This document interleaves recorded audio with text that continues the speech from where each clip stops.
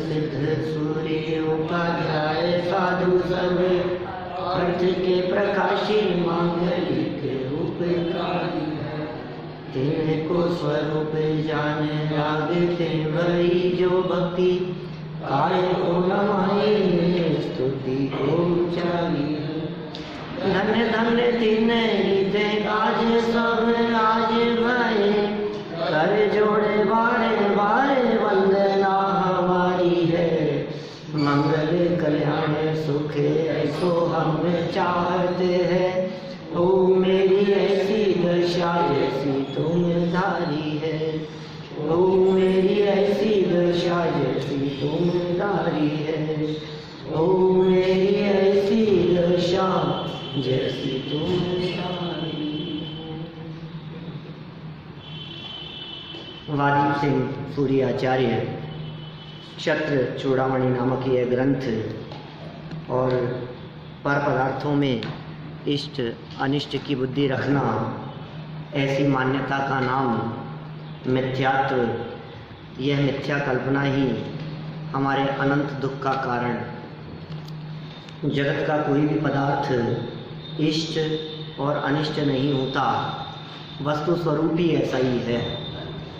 वस्तु के स्वरूप को जो सहज स्वीकार करते हैं वे ज्ञानी हैं, और जो जबरन कुछ पदार्थों को इष्ट मानकर इकट्ठा करना चाहते हैं और कुछ पदार्थों को अनिष्ट मानकर हटाना चाहते हैं, उन्हें अज्ञानी और मिथ्या दृष्टि कहा गया है।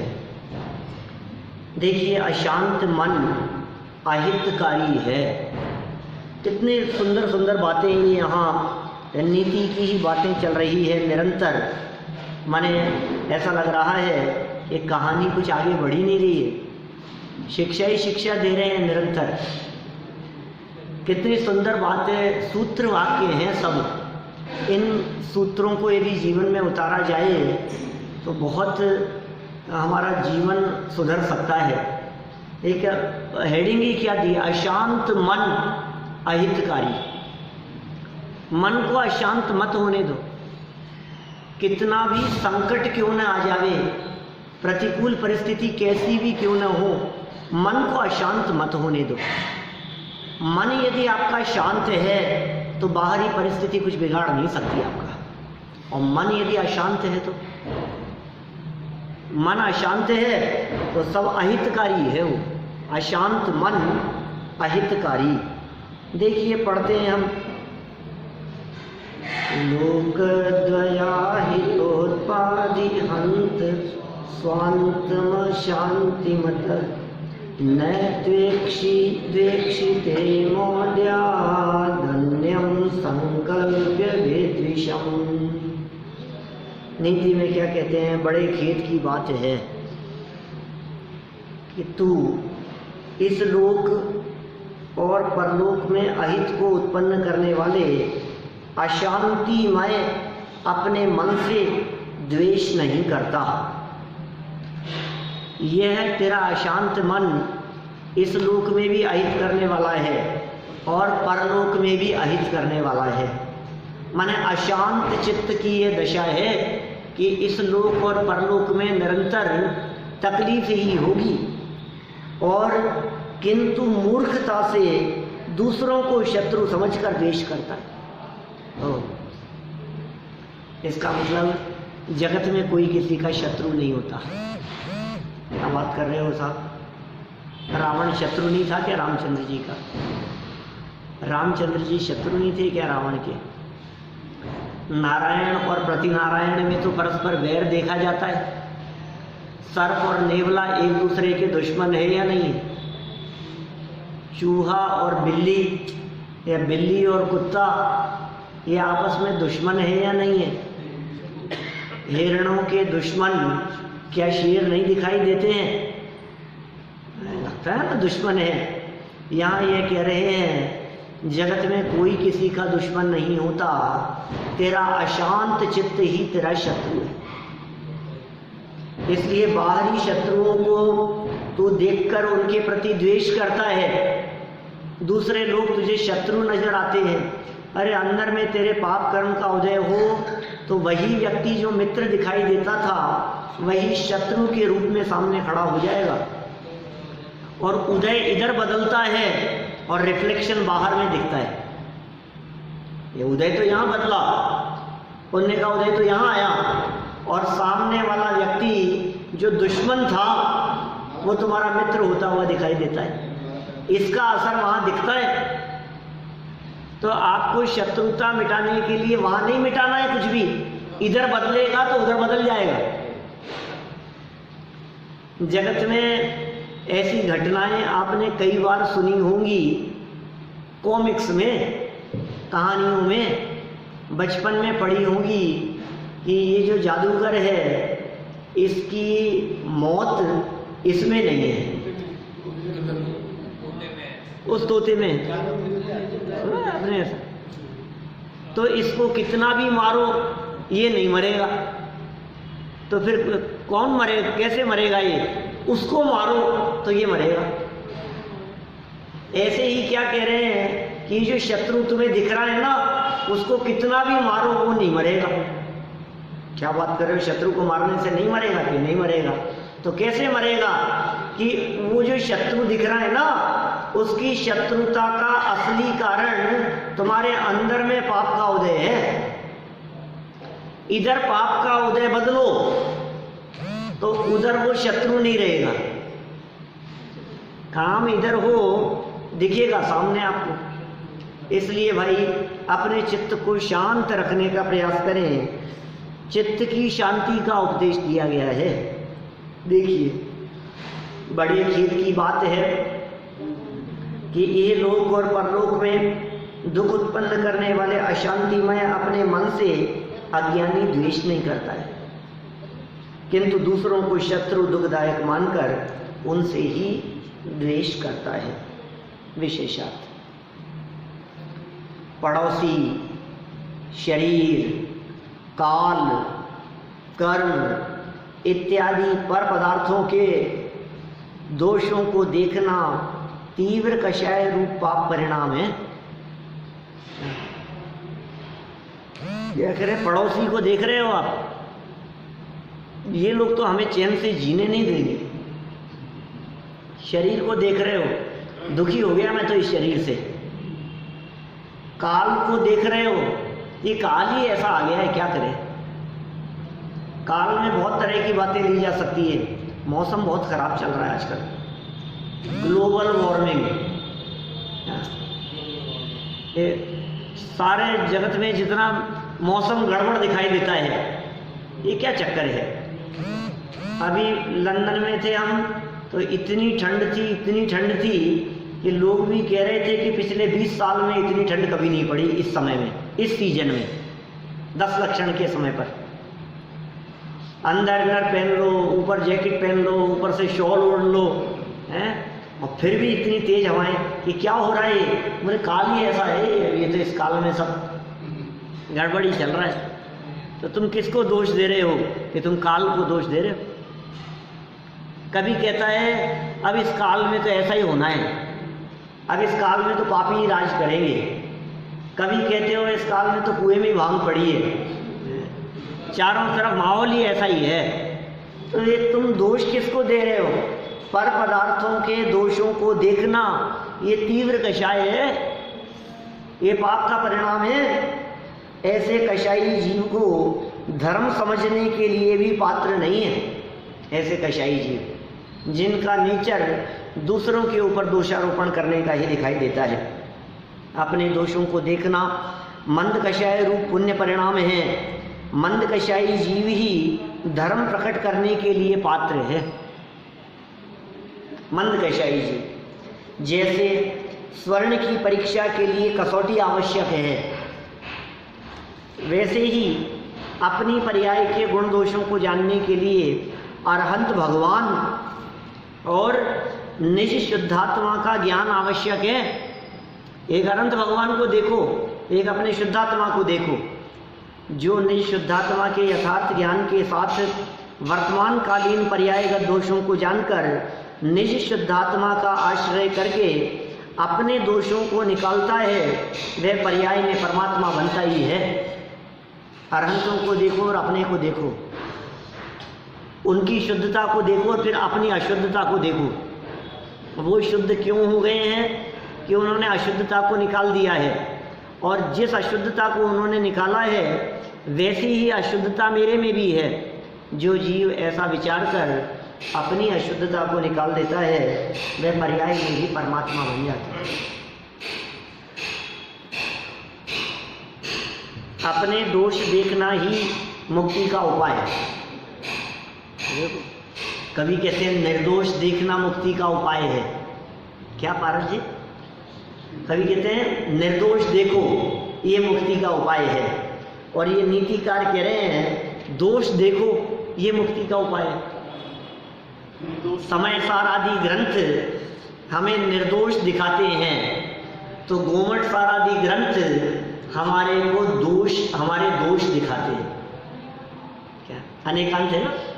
निर्दोष देखेंगे तो दोष मिट जाएंगे, निर्दोष देखेंगे तो दोष मिट जाएंगे, लेकिन दोषों की स्वीकृति तो हो पहले, तब तो निर्दोष देखने के लिए प्रयास करेगा। क्या जो व्यक्ति पहले ये कहता है मेरी कोई गलती नहीं है, मेरे में कोई दोष ही नहीं है, बोलो उसका वो दोष सुधरेगा क्या? किसी व्यक्ति को छोटे मोटे जेब काटते हुए देखा, हेरा फेरी करते हुए देखा, अब उसको कहा कि भैया ये गलत काम है, ये अच्छा काम नहीं है, चोरी है ये, अच्छा यार गजब ही कर रहे हो आप, ये तो मेरा हुनर है, क्या ये तो मेरी कला है, ये तो सीखा है मैंने, हर किसी के बस की बात नहीं है। और मुझे चोर कह रहे हो? चोर तो वो लोग हैं कौन जो करोड़ों का घोटाला करते हैं, बैंकों से लेते हैं चुकाते नहीं हैं, वो लोग हैं बेईमान। तो मैं कोई चोर वोर नहीं हूँ, मेहनत करता हूँ, सुबह निकलता हूँ और शाम तक कुछ हासिल हो पाता है। बोलो अब उसकी ये गलत आदत कब छूटेगी? बोलो पारस। दोष देखेगा। दोष दिखेगा। कौन दिखा रहा है दोष हमारे को यहाँ शास्त्रों में? घूमट सार दिखा रहा है, घूमट सार जीवकांड दिखा रहा है। प्रथमानुयोग हमें दोष देखना सिखा रहे हैं, चरणानुयोग हमारी गलतियाँ दिखा रहा है। चरणानुयोग ये कहता है ये आचरण ठीक नहीं है, ये योग्य नहीं है, ये खाना मत, जीवों की हिंसा हो रही है, तेरे हृदय में करुणा का भाव नहीं है, इसलिए तुझे आलू खाने का भाव आता है। तो दोषों को दिखाकर उन्हें सुधारने की बात करता है। माने ये जो सुधरने की चर्चा है, ये सुधरेगा कैसे? कि जब अपनी गलती को देखेगा तो सुधरेगा। ये सुधरने का उपाय है। हमारे दोष क्या है? राग द्वेष में ये बता रहे हैं यहाँ, देखो अपने दोष देखना ही मुक्ति का उपाय है। हेडिंग दी है ऐसी। अब दोष क्या है और मुक्ति का उपाय किस तरह का है वो बता रहे हैं। देखो एक और बात, अभी यहाँ तो दोष देखने की बात कर रहे हैं, लेकिन जिनागम में ही चाहे समय सार ग्रंथ हो, चाहे योग सार ग्रंथ हो, चाहे नियम सार ग्रंथ हो, ऐसे आध्यात्मिक ग्रंथों में, परमात्मा प्रकाश आदि ग्रंथों में, उसमें हमारे को निर्दोष देखने की कला सिखाई है। आप निर्दोष देखो, दोष मत देखो अपने। क्योंकि क्या होता है, जब ये जीव दोष दोष देखता है तो ये सोचता है कि मैं तो दोषी हूं, फिर ये समझता है ये तो मेरा स्वरूप ही हो गया, डिप्रेशन में आ जाता है। वो कहता है ये मैं तो हूं ही ऐसा ही, अब मैं तो चोर ही हूँ, मेरा तो ऐसा ही स्वरूप है, मैं तो रागी ही हूँ। तो बोले तू रागी नहीं है, तू तो वीतरागी स्वभाव वाला है, स्वभाव से वीतरागी है, तेरे स्वभाव में राग का प्रवेश नहीं है। एक बार तू अपने उस वीतरागी स्वभाव को देख, तो ये जो राग उत्पन्न हो रहा है यह राग छूट जाएगा। वो कला अलग है, यहाँ बात अलग दृष्टि से कह रहे हैं, दोष दिखा रहे हैं यहाँ। तो देखिए, अन्यदीयमिवात्मीयमपि दोषं प्रपश्यता कसमः खलु मुक्तोऽयं युक्तः कायेन चेदपि। दूसरों के दोषों के सदृश अपने दोषों को भी देखने वाला पुरुष किसके समान है? अरे यह तो निश्चय से शरीर से युक्त होता हुआ भी मुक्त ही है। जो जीव शरीर में रहता हुआ भी अपने आप को शरीर के दोषों से रहित देखता है, अपने आप को राग द्वेष आदि दोषों से रहित देखता है, दूसरों के दोषों के सदृश अपने दोषों को देखने वाला, दूसरों के दोष तो सारे जगत को दिखते हैं, कौन है ऐसे जिन्हें दूसरों के दोष नहीं दिखाई देते? सबके दोष दिखाई दे रहे हैं। उसकी गलती है, इसकी गलती है, दूसरों के ऊपर उंगलियां उठती रहती है, लेकिन एक उंगली दूसरे की तरफ उठती है तो चार अपनी तरफ रहती है। ऐसा ऐसा उंगली दिखाता है ना, तो एक उसकी तरफ है तो अपनी तरफ कितनी है? 3 भी हो सकती है। अंगूठे को मत गिनो आप, तो एक उसकी तरफ है तो 3 अपनी तरफ है। आपने उसको यदि एक उंगली दिखाई है, उसकी गलती दिखाई है, तो 3 दोष अपने भी देखो। एक गलती सामने वाले की तो 3 गलतियां अपनी। तो जो व्यक्ति दूसरे की गलती देखता हुआ अपनी गलतियां भी देखता है, वह व्यक्ति शरीर में रहता हुआ भी शरीर से रहित मानो मुक्त ही है, ऐसा कह रहे हैं। जब ठंड गर्मी लगती है, भूख प्यास लगती है, तो शरीर के दोष देखे उससे। हाँ, शरीर के दोष दिखे, सर्दी गर्मी आदि की क्या बात कर रहे हैं? तो राग द्वेष दोषों की बात है, अपनी कमियां की बात है। अरे दुनिया में कितनी कमियां हैं, पैसा कमाने के लिए दौड़ना भी अपनी कमियां हैं।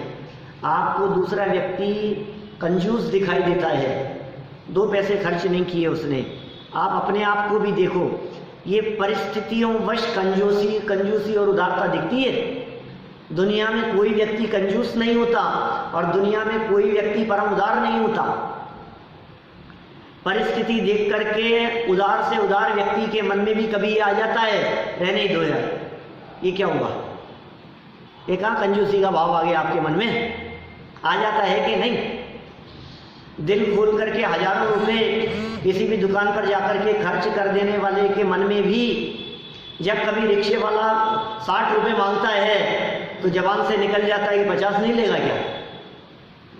तो अभी तो तू इतना उदार था, तेरे हृदय में कंजूसी नहीं दिख रही थी। तू तो जब अपने दोस्तों के साथ में कहीं शोरूम पे खड़ा था तो तू तो ये दिखा रहा था कि अपने कोई फर्क नहीं पड़ता यार, 10-5 हज़ार में क्या फर्क पड़ता है, तेरे कोई फर्क नहीं पड़ता, इतनी उदारता दिखा रहा था। अब सब्जी वाले ने जब कहा कि 55 रुपए किलो हैं तो आपने कहा 50 नहीं दोगे। अब 5 रुपए में तुम्हारे वाक्यों में क्या झलक रहा है? क्या वो कंजूसी नहीं है? जब नारियल पानी वाले ने कहा कि भाई समझ लो 120 रुपए लगेंगे 4, 5 रुपए में छोड़ के आगे बढ़ जाता है, आगे वाली दुकान पर चला जाता है। ये क्या हुआ? ये मैं अच्छे उदार लोगों की बात कर रहा हूं आपके बीच में। आप किसी एक व्यक्ति को तो कंजूस घोषित कर रहे हैं कि ये कंजूस है, इससे पैसा खर्च नहीं होता, उससे भी होता है। जैसे आप कंजूस कह रहे हैं ना, ऐसा नहीं है कि वो पैसा खर्च नहीं करता, वो भी करता है। और जैसे आप उदार कह रहे हैं, वो भी हाथ को रोक लेता है। अरे सामने पैसे का खर्च होना और नहीं होना तेरे बस की बात नहीं है क्या? मैं कंजूसी के परिणामों की बात नहीं कह रहा, लेकिन फिर भी यदि आपको ऐसा भाव आया है कि 55 का 50 में नहीं दे रहा तो मैं आगे बढ़ जाऊं क्या, तो वो जो सब्जी वाला है ना, उसको भी 5 रुपए ज्यादा कमाने का योग नहीं है। अकेले इधर ही नहीं है कंजूसी का परिणाम, उसका भी 5 रुपए ज्यादा कमाने का योग नहीं है। पैसे यहां से निकल करके उसकी जेब तक पहुंचने का क्षेत्र से क्षेत्रांतर रूप परिणमन होने की उन परमाणुओं की योग्यता भी नहीं है। एक कार्य होने में अनेक कारण मिलते हैं। ऐसा कई बार देखा है हमने, एक बस में बहुत सारी सवारियां बैठी, पहले टेम्पो चला करते थे क्या, और इतने में कोई पीछे से एक टेम्पो आकर के थोड़ा आगे खड़ा हुआ तो सब सवारियां इधर से उतर करके उसमें चढ़ गई क्या, वो पहले जाएगा। ये क्या हुआ? अभी इसकी उसमें जो इतने सवारियां बैठी है, ये जो बैठी थी इसको लग रहा था कि आज तो शुरू से इतना भर गया, और ये 1 मिनट में सोच ही रहा था, इतने में सब उतर करके आगे वाले में जाकर के बैठ गए।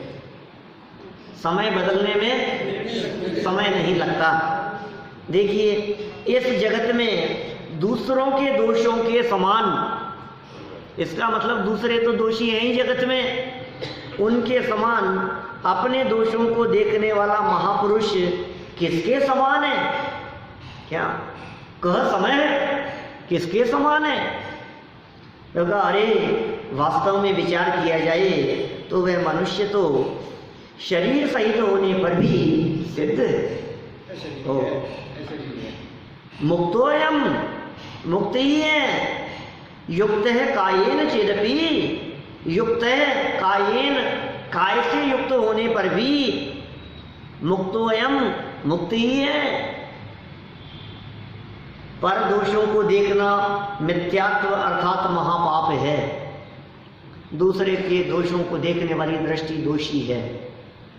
अतः स्वदोषदर्शी जीव शरीर सहित होने पर भी उसे सिद्ध कह रहे हैं।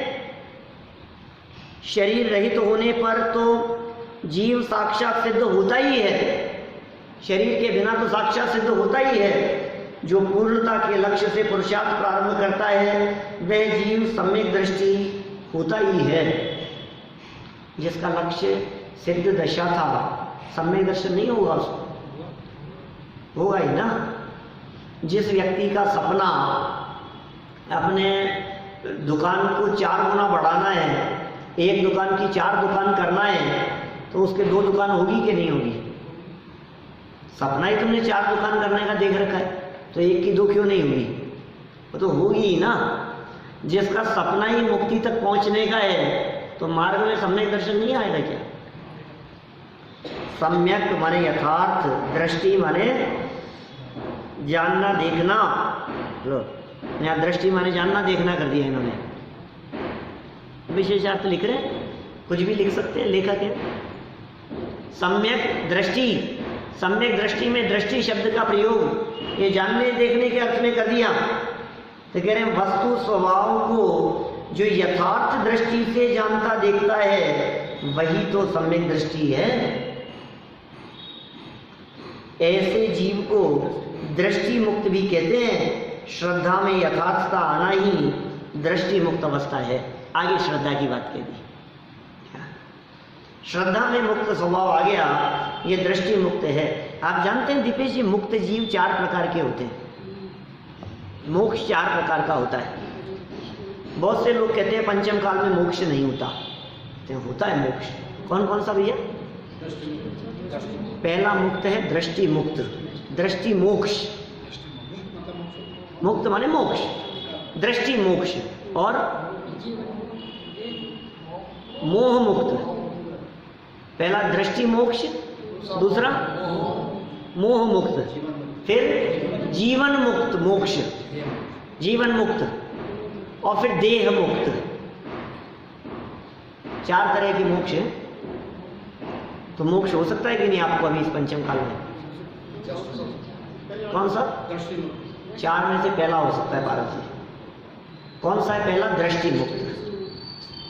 दृष्टि मोक्ष ये होता है 4थे गुण स्थान में। मोह मुक्त ये होता है 10वें के अंत में। जीवन मुक्त ये होता है 12वें के अंत में के 13वें गुण स्थान में, 13वें के प्रथम समय में जीवन मुक्त हो गया। और अब देह मुक्त कब होगा? कि जब सिद्ध बन जाता है तो होता है देह मुक्त।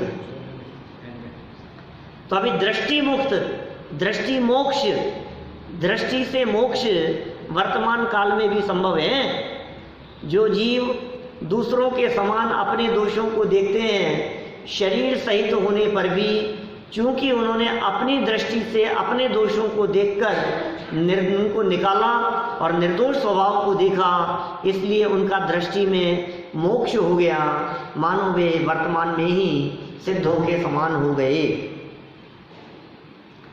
देखिए, जिसकी दृष्टि सदा दूसरों के दोषों पर ही रहती है, वह आज नहीं तो कल से ही स्वयं दोषी होगा ही। बोल लो, ये क्या कह रहे हैं? क्या क्या नियम बता दिया इन्होंने? ये बहुत जबरदस्त नियम है ये, लोग इस नियम को समझते नहीं है। जिसकी दृष्टि सदा दूसरों के दोषों पर ही रहती है, तो क्या हो गया साहब?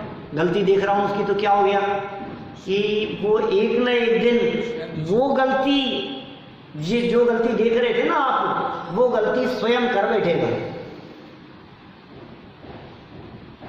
नहीं समझ में आई कैसे कैसे होगा? भाई जो व्यक्ति जो चीज चुनता है उसके पास वही तो इकट्ठी होती है। क्या सीधी सी बात है ना, वो फूल वाली बात याद आ गई, कांटे और फूल।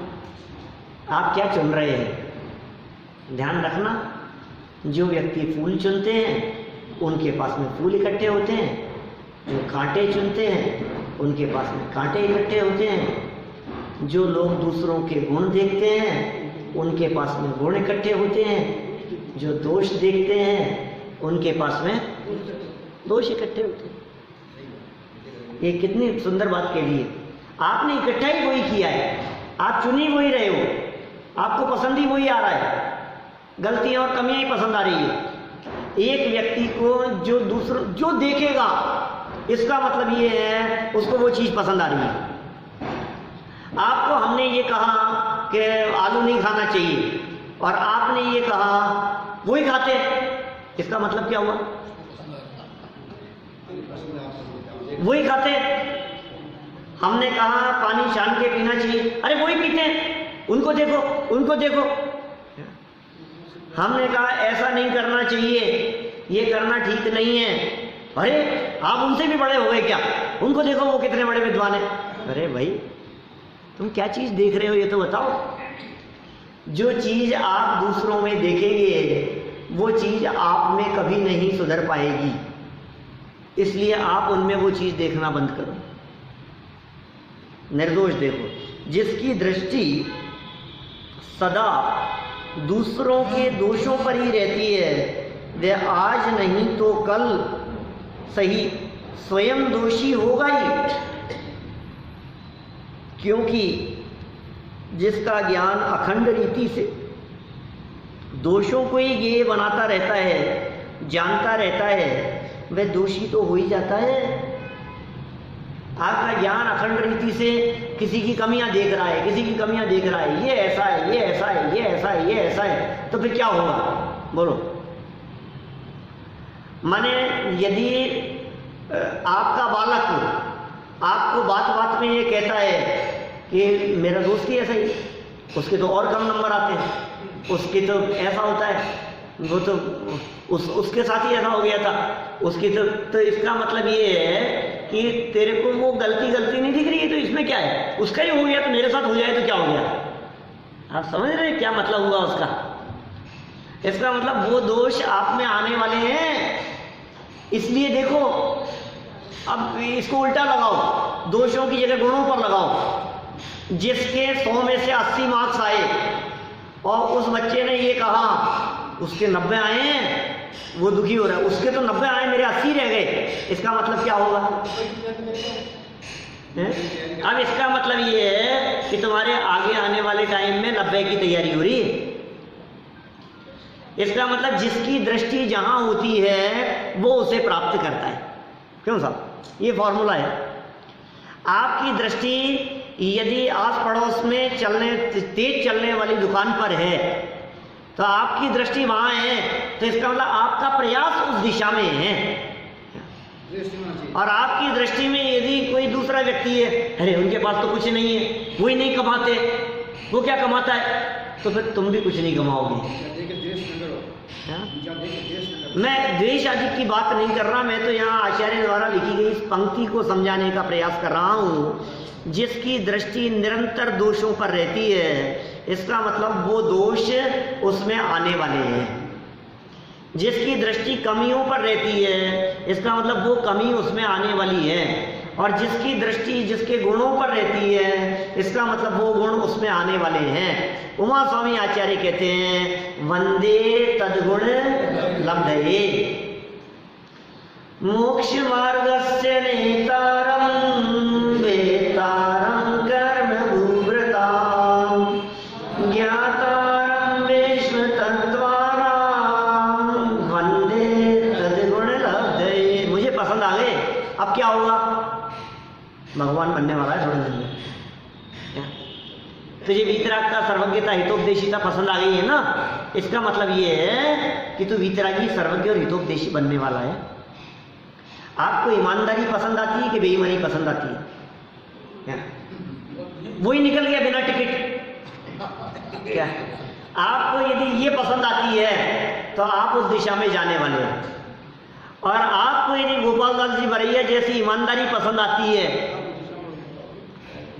कि नहीं, ट्रेन में सफर करते हुए भी यदि बच्चा 3 साल का हो गया, आज बर्थडे है उसकी, तो पहुंचने के बाद टिकट खरीद लिया।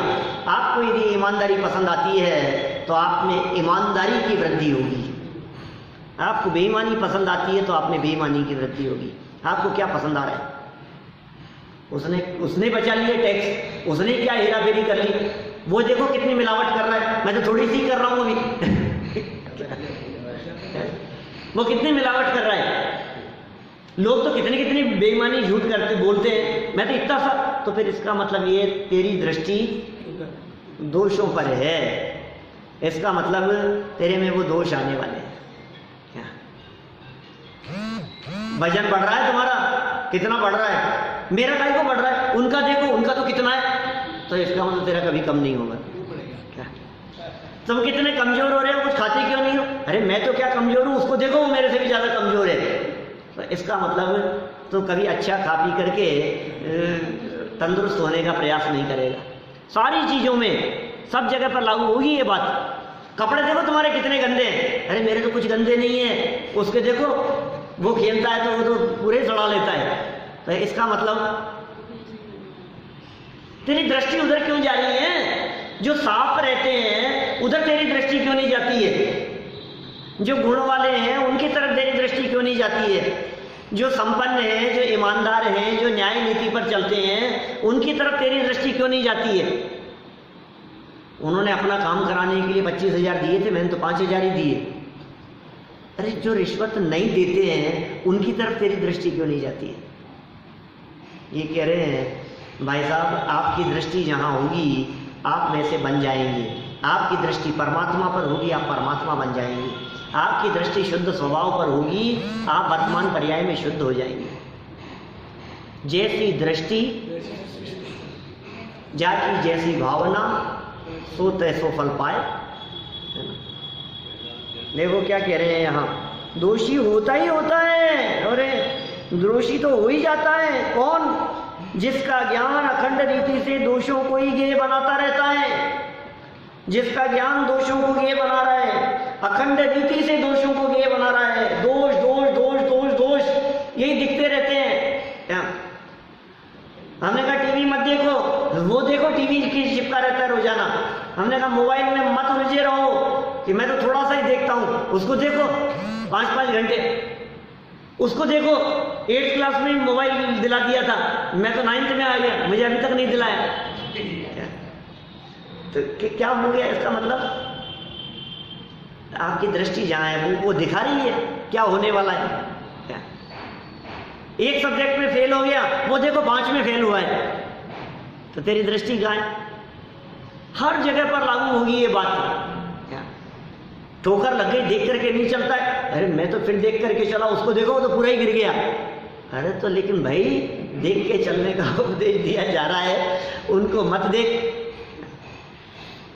अतः निष्कर्ष क्या निकाल रहे हैं? दूसरों के दोषों को न सुनना चाहिए, न कहना चाहिए, न सोचना ही चाहिए।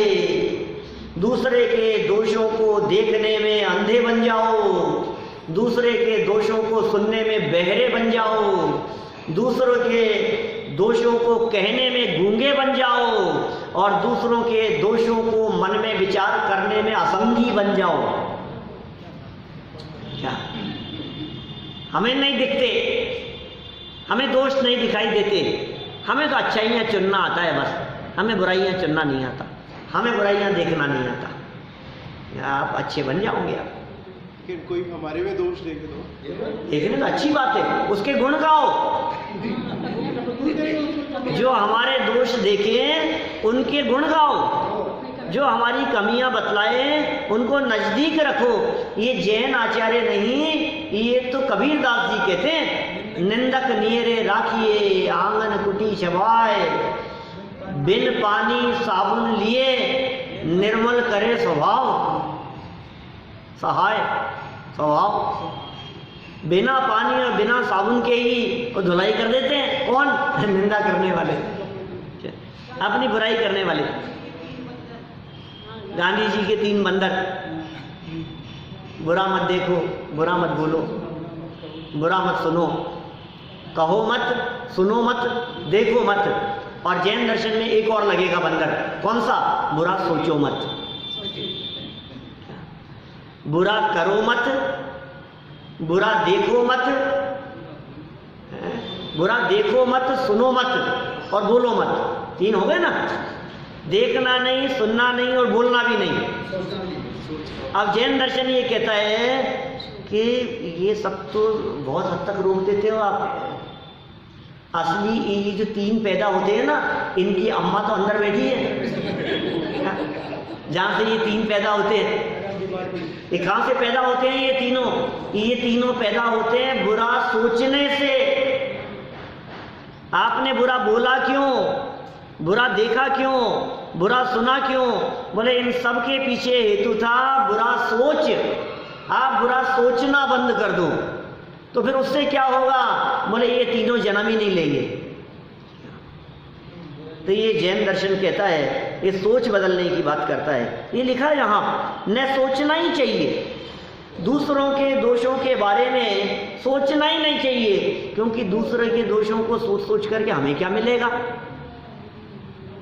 किसी ने चोरी की, किसी ने कुशील व्यभिचार किया, किसी ने पाप किया है, किसी ने किसी की हत्या कर दी, जो भी किया हो तो उसको सोच करके हमारा क्या हुआ भाई? किसी ने परिग्रह संचय किया, किसी ने धोखाधड़ी बेईमानी की किसी के साथ में, उसका विचार करके हमें क्या मिला, क्या हासिल हुआ? तो कुछ नहीं। बंद करो ये सब सोचना और विचार करना, ये सब ही मुक्ति प्राप्ति का उपाय है। केकी यंत्र का दुखद कार्य। अब देखो आगे कुछ घटना बढ़ती है। केकी यंत्र क्या था? ये मयूर विमान। ये कहाँ से आ गया मयूर विमान बीच में? राजा सत्येंद्र ने अपने हाथ से चलाया उस विमान को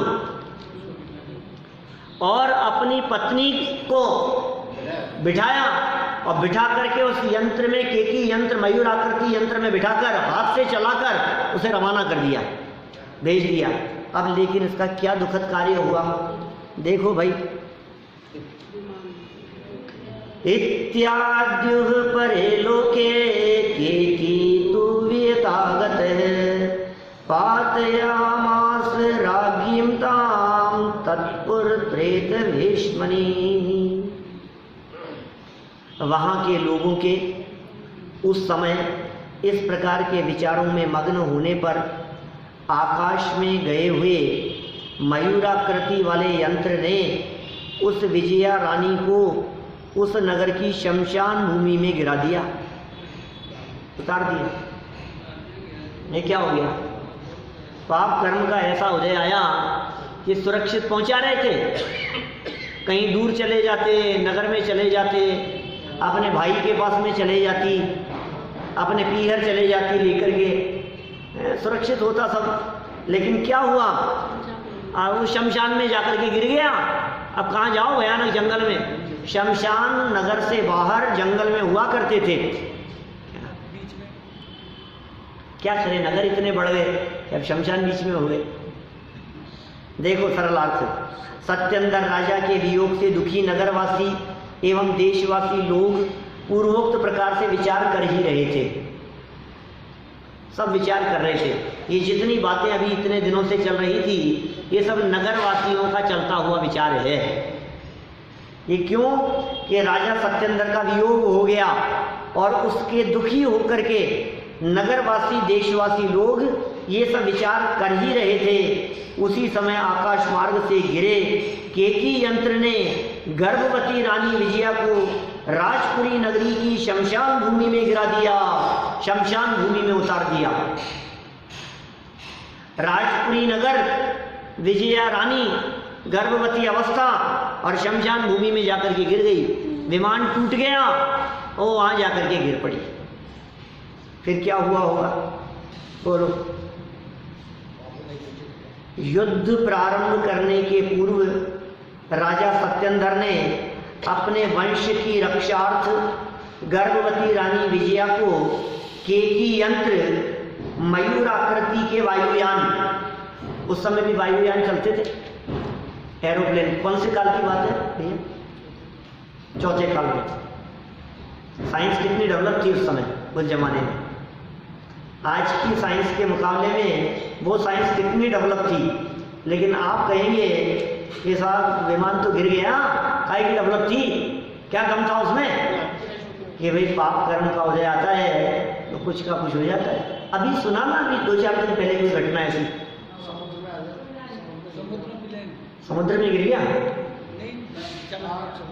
समुद्र में चला गया। नहीं, कहाँ से? बॉम्बे की बात है कि जयपुर की? विमान उड़ा और उड़ा करके वो वापस घूम करके आ गया। समुद्र के बीच कुछ किलोमीटर जाने के बाद वापस घूम करके आ गया। वो ऑक्सीजन भरना भूल गए। मुंबई से जयपुर आ रही थी फ्लाइट जेट की, नाक कान में से खून बहने लगे। कितने यात्रियों के? सब यात्रियों के, बोलो 40-50 यात्रियों के नाक कान में से खून बहने लगे। क्या परिस्थिति बन गई एकदम? ऑक्सीजन चालू करना भूल गए। वे ऐसी ऐसी परिस्थितियां बन जाती है। पाप कर्म का उदय हो तो क्या करें? लैंडिंग के टाइम फट जाता है, उड़ते समय हो जाता है, समुद्रों के ऊपर से जाता है, कब समुद्र में गिर जाए क्या पता, कभी गायब हो जाते हैं, कौन सा पुर्जा कब ढीला हो जाए किसका। सारी इतनी बड़ी गलती हो सकती है, कुछ भी हो सकता है ना। कोई बटन दबाना भूल गया, कुछ का कुछ हो गया, बेहोश हो जाता है आदमी चलते चलते ही, उसका ही जीव खराब हो गया, उसके सर दर्द होने लग गया, उसको कुछ ध्यान नहीं है। और बगल बगल में कितने सारे, आपने देखा कभी? हमने देखा अंदर कितने बटन होते हैं उसमें, मतलब आप देखो तो पागल हो जाओ आप। ऐसा होता है अंदर से। जहाँ बैठ करके पायलट चलाते हैं उस जगह को आप देखो तो आपको लगेगी ये क्या है, ये मशीनों का समुदाय। क्या पता कौन सा पेज कब ढीला हो गया, कौन सा लूज रह गया, कौन सा वायर कब। थोड़ी सी असावधानी होती है तो चना पानी पीने वाले हम लोग ही, जब पंखे का बटन चलाना होता है और लाइट का जल जाता है, एक दबाने लगते हैं और दूसरा दब जाता है, ऐसी भूल हो जाती है। तो उन लोगों के साथ क्या नहीं हो सकता है। ये तो सब उदय का खेल है, सब कुछ भी हो जाए। देखो क्या हुआ, राजा सत्येंद्र ने अपने वंश की रक्षा के लिए गर्भवती रानी विजया को केकी यंत्र मयूराकृति वायुयान में बिठाकर आकाश मार्ग से उड़ा दिया था बचाने के लिए। राजा बचाना चाहता था और रानी बचना चाहती थी। फिर हुआ क्या, उसका परिणाम, उसके परिणाम का यहाँ चित्रण है।